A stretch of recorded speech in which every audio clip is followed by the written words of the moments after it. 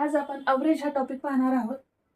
तर क्वेश्चन असा आहे, the average of 8 numbers is 24 if one of the number is 36 is replaced by 20. What is the new average?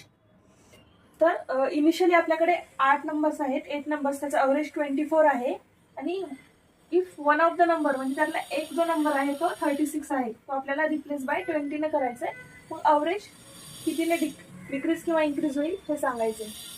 Okay, तर first आपण 8 number आहेत म्हणजे n1 plus n2 plus असं dash dash dash dash plus n8 equals to 24. आता हे total number किती येतं 8, म्हणजे टोटल सम काय येणार आपली, सम येणार अवरेज इंटू टोटल नंबर.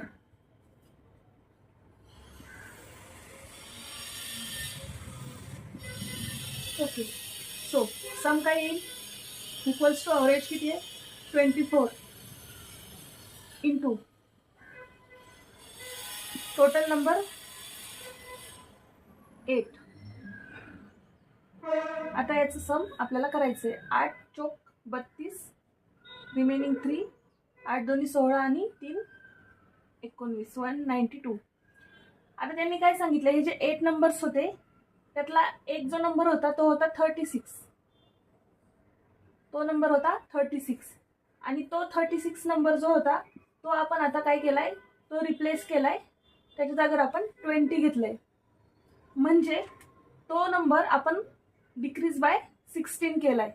जर आपण त्यातून 16 कमी केले असतील म्हणजे आपल्या सम मधून पण 16 कमी झाले असतील. तर आपली नवीन सम काय येणार आहे, सम 1 इक्वल्स टू ही जी इनिशियल सम आहे, सम मायनस हा आपण नंबर रिप्लेस केलाय जो 16 ने लहान आहे, म्हणून आपली सम पण 16 ने कमी होणार. म्हणजे काय येणार, सम मायनस 16. सम किती 192 मायनस 16 इक्वल्स टू किती आलं,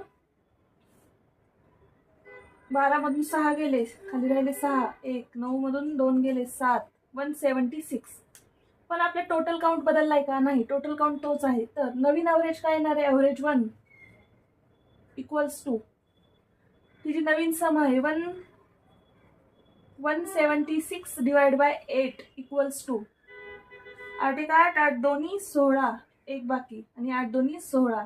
तर नवीन आपला अवरेज काय आला आहे 22. तर मग कोणता ऑप्शन करेक्ट आहे, 22 कुठं आहे, फर्स्ट ऑप्शनच आहे 22.